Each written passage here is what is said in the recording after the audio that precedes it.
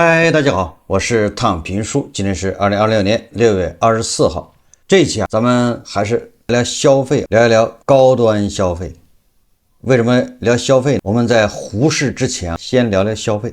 最近勞力士表一下上了熱搜，怎麼上了熱搜？先說說這個勞力士，很多人都知道，它應該是豪華品牌、奢侈品，應該這麼理解，一塊表幾百萬。我記得以前這個勞力士，好像有人叫它金勞。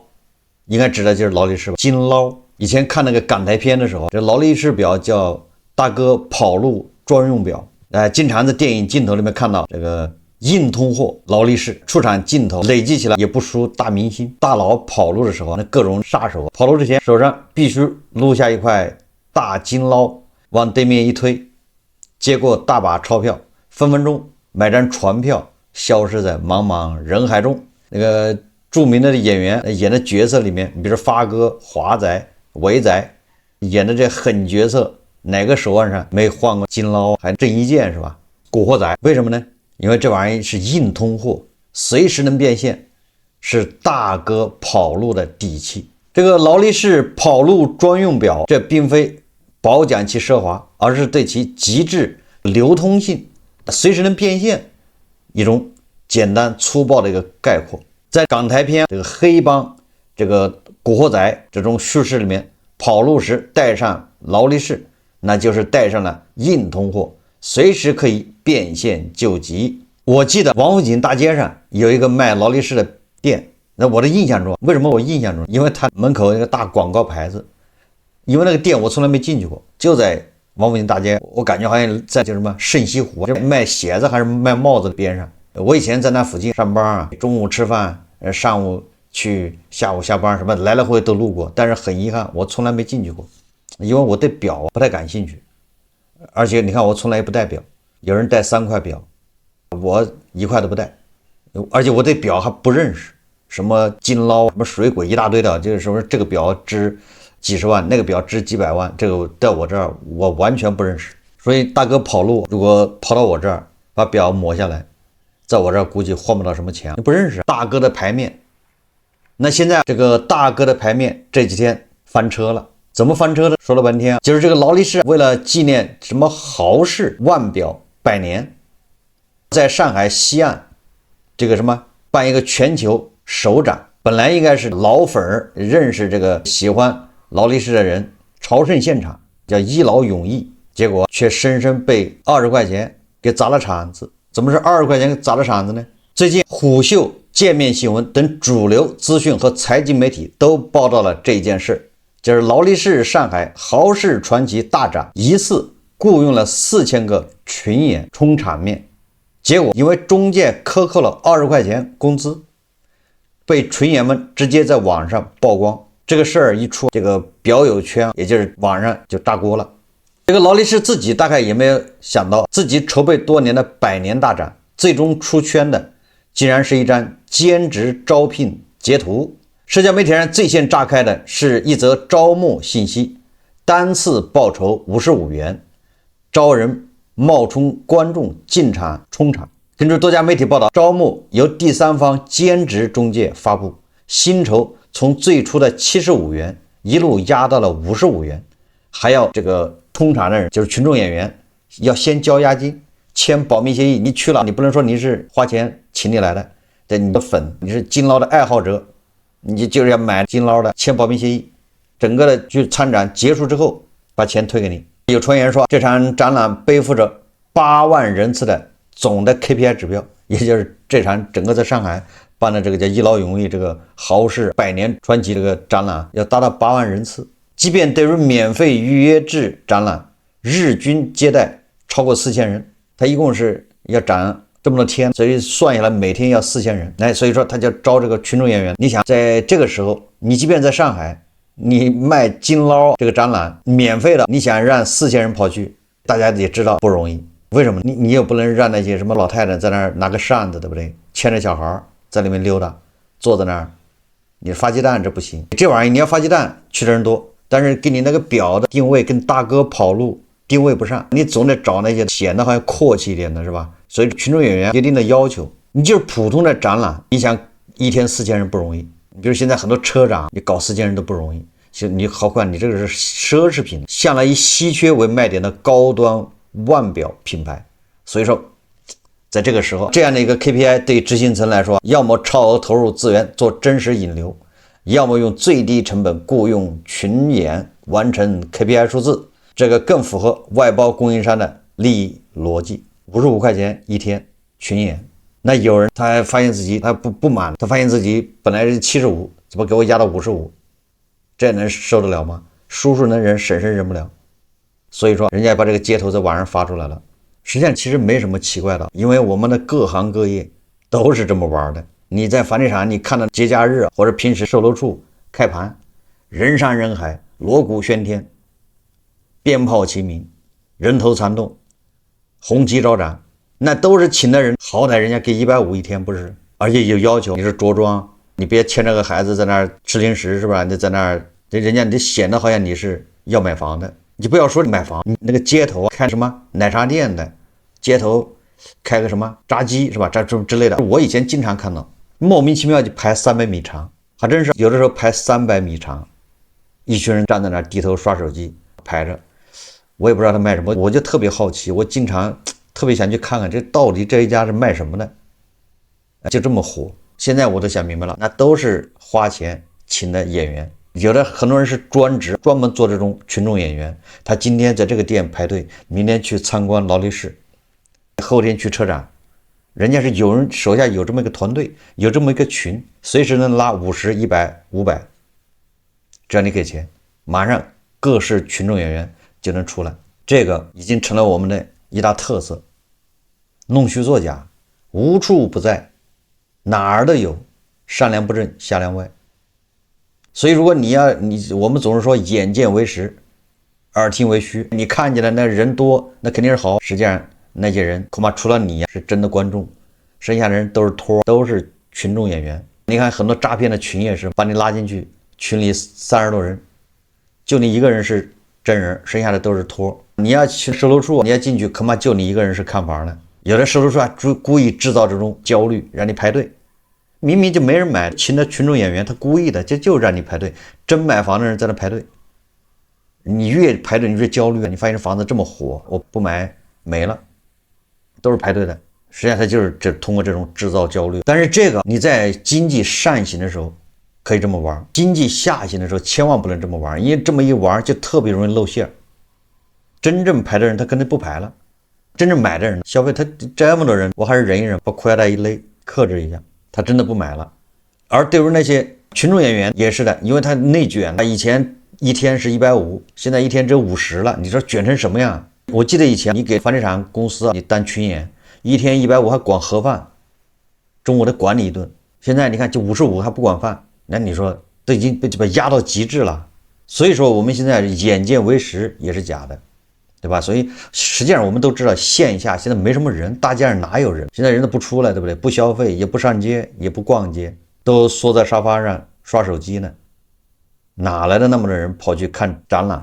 你那個展覽如果沒有特色，不送點東西，誰去呢？所以現在眼見不一定為實。但是我們反過來說，從勞力士這個角度來說，反映什麼呢？恰恰說明高端消費不是塌了，是塌了很久了。我記得從2022年開始，23年這個名表那個奢侈品，比如說 LV 的包、古奇的價格就一路下行。雖然這個新款的包好像還挺堅挺，因為二手的奢侈品，它奢侈品主要是二手，它不是二手還有什麼收藏價值，還會交換各種，二手的價格塌了，玩家玩不下去了。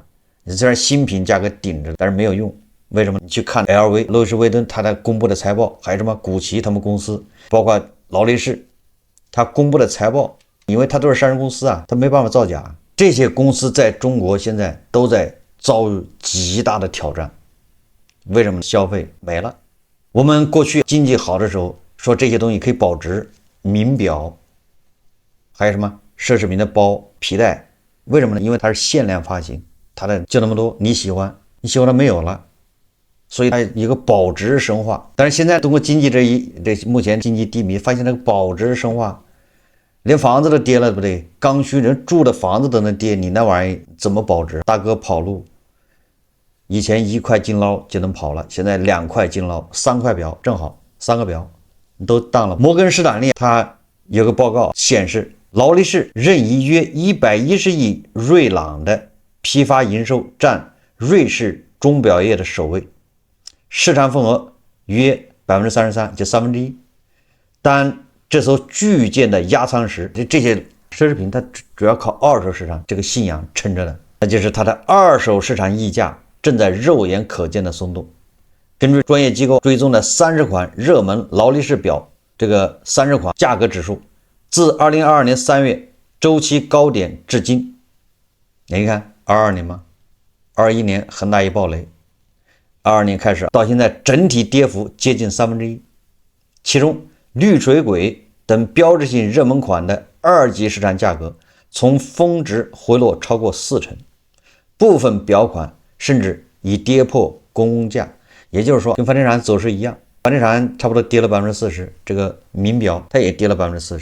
硬通貨不再坚挺，意味着品牌最核心的投資属性蓄勢開始瓦解，這是勞力士它自己的問題，就是目前的一個情況。第二個，在中國又遭遇着消費降級、渠道收縮。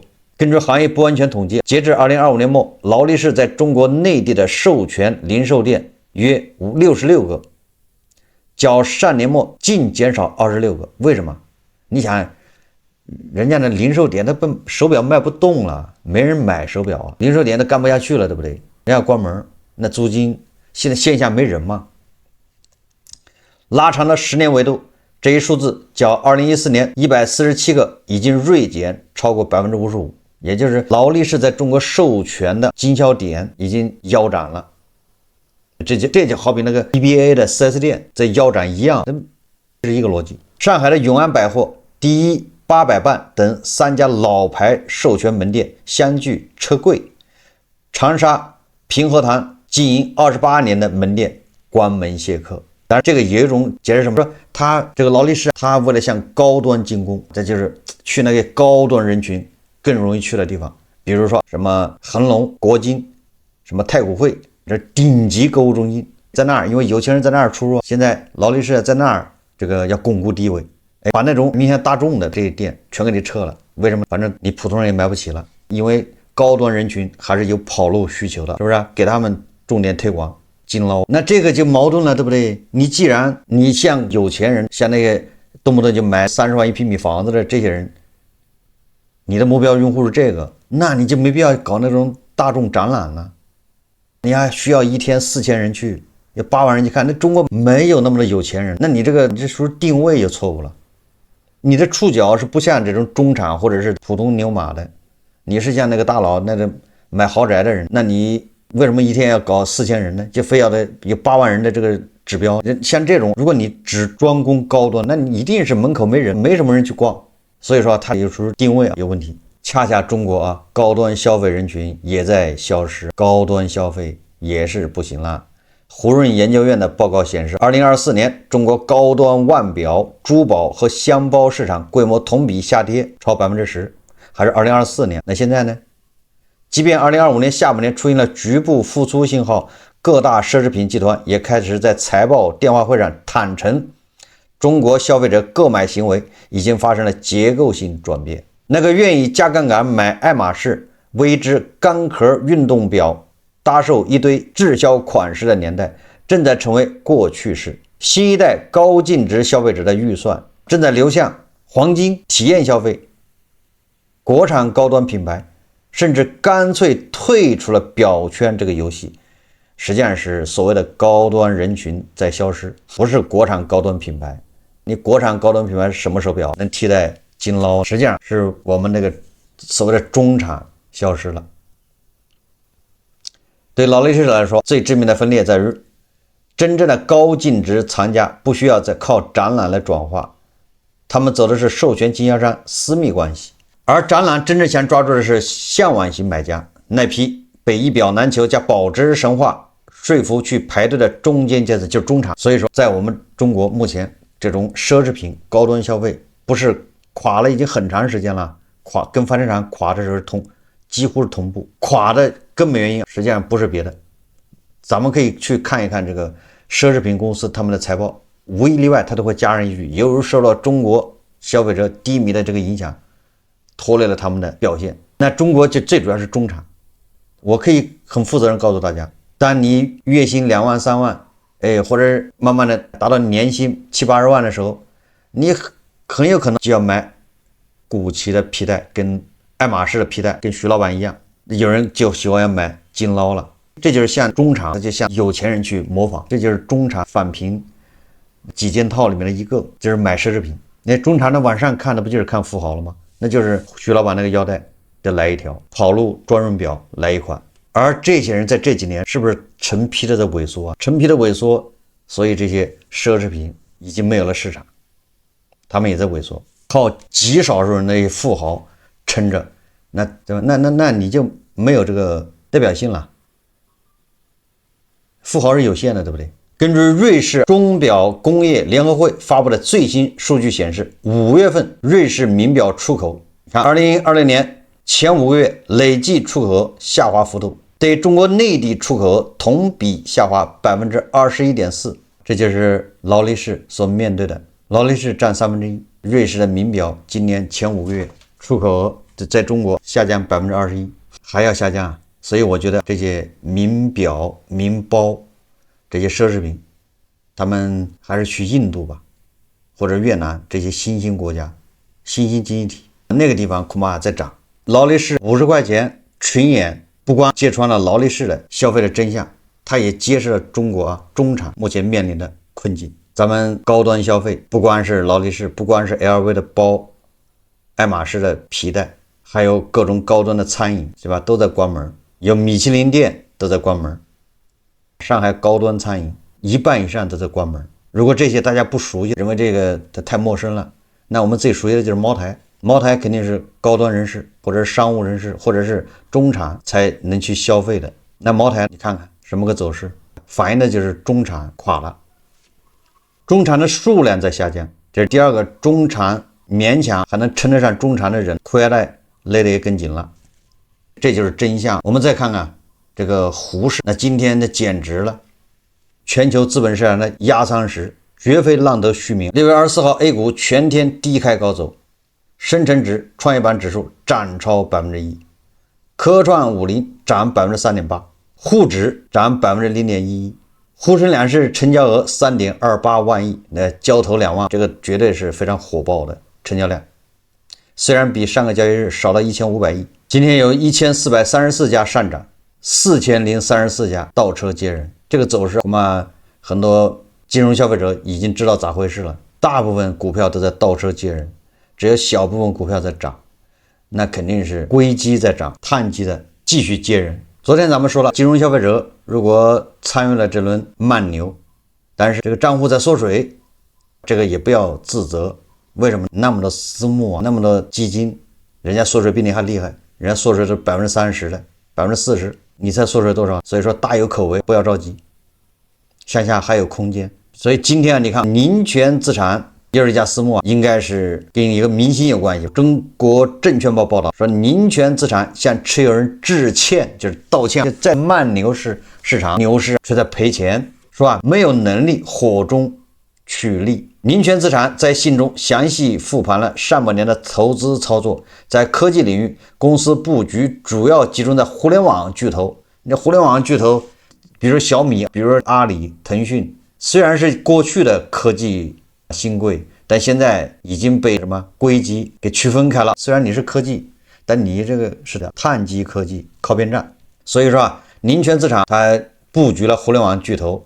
於2022年至2024年估值進入較好區間時逐步買入，核心邏輯在於互聯網巨頭擁有雄厚的資本與算力儲備、多年的 AI 技術積累以及豐富的應用場景，現有業務穩定現金流，足以支撐 AI 領域的大規模資本開支。去年上半年這些股票曾有不俗表現，但之後一年卻持續走弱。今年開始，寧泉資產在信中直言，中國互聯網巨頭在市值遠小於美國同行的情況下，卻走出了完全相反的走勢，確實令我們迷惑不解。所以說，很多金融消費者，如果你持有的股票你不漲，是吧？甚至腰斬，那你也不要難過，擦乾眼淚，繼續等着它腰斬。為什麼呢？因为你看私募資金啊，寧全資產，那他也想不明白，還有林園也想不明白，還有半夏投資的李貝，他也想不明白，打破腦袋他想不明白，誰能告訴他答案？寧全資產在信中表示，儘管業績承壓，公司並未追逐市場熱點轉向 AI 炒作。目前公司持倉除互聯網巨頭外，主要分為兩部分，一是低估值、高分紅、行業地位穩固的企業，包括電信運營商、家電、電力、金融、化工、服務業務、物業業務，相當部分分紅率在 5% 以上，有的已經達到 8% 甚至 10%。二是低迷的周期行業，主要是房地產開發以及相關建材龍頭和光伏龍頭。比如地產和光伏板塊，寧全資產認為其調整時間、調整幅度均極為少見。公司判斷房地產新開工面積已數年少於銷售面積，庫存持續下降。很遺憾，今天我看了一下，那萬科已經3塊錢以下了，正式進入2塊錢區域。資本市場就專治各種嘴硬，你不服，他一直把你打到你服為止，認賭服輸。這資本市場就這麼厲害。為什麼人人平等？你看格隆匯報道，他說最近開始交易 A 股的獨立分析師、科技爆料人，一個老外在 X 上發帖稱交了學費，意思是交了學費。他怎麼說呢？他說因為行情太容易受荒謬的謠言、小作文影響，決定不再交易 A 股。你說這叫什麼事？老鄉別走 ，A 股多好玩，炒 A 股你才能學到東西，對不對？這人才來玩多長時間，他就不玩了。他還是個獨立分析師，還是專炒科技股的。結果他到了湖市一看，玩不過。你說這叫知難而退，你學費得交，你先交學費。我相信，如果他交了學費，他會愛上咱們的資本市場，對吧？那這多有意思啊！會學很多知識，有用沒用，他先學了再說。不懂中國文化，做不好中國資本市場。你得學生肖，你得去了解董事長屬什麼的，你要知道諧音梗那個音，這些東西都得會，這都是根植入中國文化。所以你要對中國文化不了解，你肯定炒不好中國股票。最後我們再看一条消息，這個是證券時報報道，安永這不是會計師事務所嗎？他說上半年 A 股、港股 IPO 佔全球1/3。安永6月24日舉行中國內地和香港 IPO 市場報告發布會，記者從發布會上獲悉，據統計，2020年上半年 A 股和香港市場 IPO 數量合計佔全球總量的 33%， 壓30嗎？要不怎麼叫壓30？有很多網友他不理解啊，壓30不僅要壓住這個指數，不要讓它亂晃，上下亂蹦，還要壓住 IPO 數量。對不對 ？IPO 數量不夠，咱們要頂上去。所以你看，所以我們的 IPO 佔全球 33%， 而籌資額合計佔全球總量的 22%。上半年預計 A 股市場合計81家企業首發上市，籌資額1057億元，你看對吧？所以說在融資這塊，我們也是壓30，定盤星，先把 A 股按在地上抽血，抽完之後再把港股按在地上抽血，抽夠為止啊。想一想，這壓30都疼得很。我看有媒體報道說，恆指科技股和港股已經進入熊市了，它已經回調超過 20%。當然了，這個我不太清楚，因為港股它不是壓30，只有咱們滬市 A 股才是全球資本市場的定海神針。廣大的金融消費者為這個壓30，為這個定海神針做出了不可磨滅的貢獻。這一切都是自願的，並沒有什麼強迫，也沒有什麼誘導，都是自願的。好，這期節目我們就聊到這裡，感謝大家收看。如果喜歡我的節目，歡迎訂閱轉發，也可以在下方留言評論，謝謝大家。